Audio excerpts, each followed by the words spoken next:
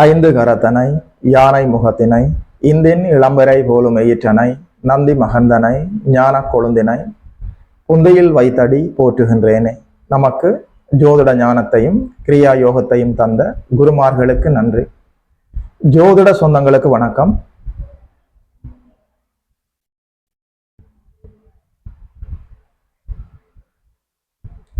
இன்றைக்கு இந்த பதிவில் சொந்த வீடு சம்பந்தமாக சில விடயங்களை பார்க்கலாம்.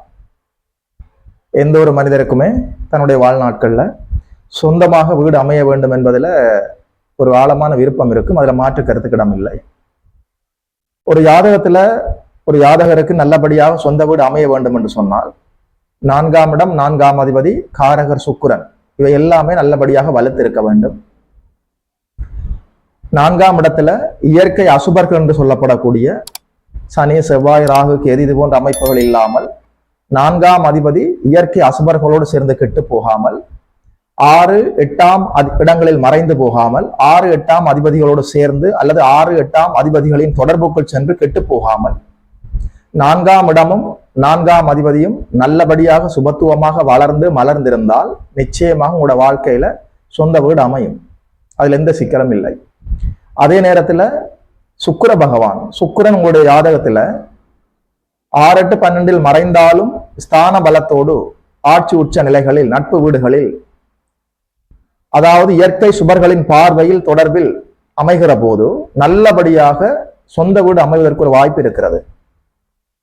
4ஆம் இடம் கெட்டு போகாமல் 4ஆம் அதிபதி கெட்டு போகாமல் சுக்கிர பகவான் கெட்டு போகாமல் நல்லபடியாக சுபத்துவமாக மலர்ந்து வளர்ந்து நல்லபடியாக இயல்பாக சுபத்துவமாக இருந்தால் உங்களுடைய வாழ்க்கையில நிச்சயமாக சொந்த வீடு உண்டு. அதுல எந்த கருத்து முரண்பாடும் இல்லை. அதே நேரத்துல 4ஆம் இடம் கெட்டு போச்சு, 4ஆம் அதிபதி கெட்டு போச்சு, சுக்கிர பகவானும் 6, 8, 12 மறைந்து விட்டார், சுக்கிர பகவானும் அப்படி ஒன்றும் நன்றாக இல்லை என்கின்ற சூழல்ல வீடு அமைவதற்கு வாய்ப்பு இருக்கிறதா இல்லையான்னு சொல்லி பார்க்கலாம். அப்போதும் ஒரு வாய்ப்பு இருக்கிறது. இப்போ உங்களுக்கு என்ன தசை நடக்கிறதுன்னு சொல்லி பாருங்கள். உங்களுடைய ஜாதகத்துல இப்போது உங்களுக்கு என்ன தசை நடந்து கொண்டிருக்கிறதுன்னு சொல்லி பார்க்க வேண்டும்.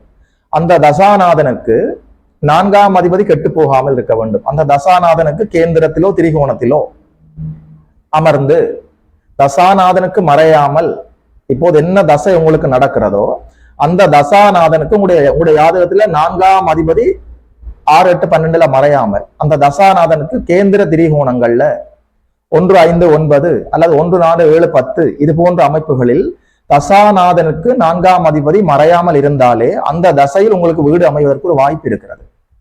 தெளிவான வாய்ப்பு இருக்கிறது. தசாநாதன் நல்லபடியாக யோக தசையாக இருந்து நல்ல தசையாக இருந்து அந்த தசாநாதனுக்கு 4ஆம் அதிபதி மறைந்து விடாமல் இருந்தாலே நிச்சயமாக அந்த தசையில உங்களுக்கு வீடு அமையும்.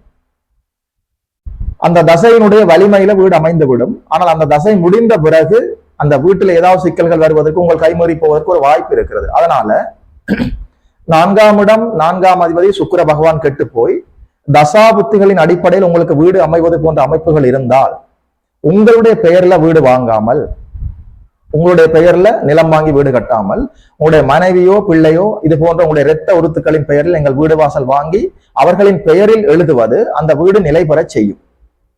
இது என்னுடைய பணிவான கருத்து. யோகி மதன் அஸ்ட்ரோ சென்டர் யூடியூப் சேனலை சப்ஸ்கிரைப் செய்திருக்கின்ற அனைத்து தோழர்களுக்கும் தோழிகளுக்கும் என் மனப்பூர்வமான நன்றிகள். சப்ஸ்கிரைப் செய்திருக்கிறவர்கள் உங்களுடைய நண்பர்களோடும் உறவினர்களோடும் பகிர்ந்து கொள்ளுங்கள். இதுபோல இன்னும் ஒரு அற்புதமான வீடியோவில் சந்திக்கிறோம். நமஸ்காரம்.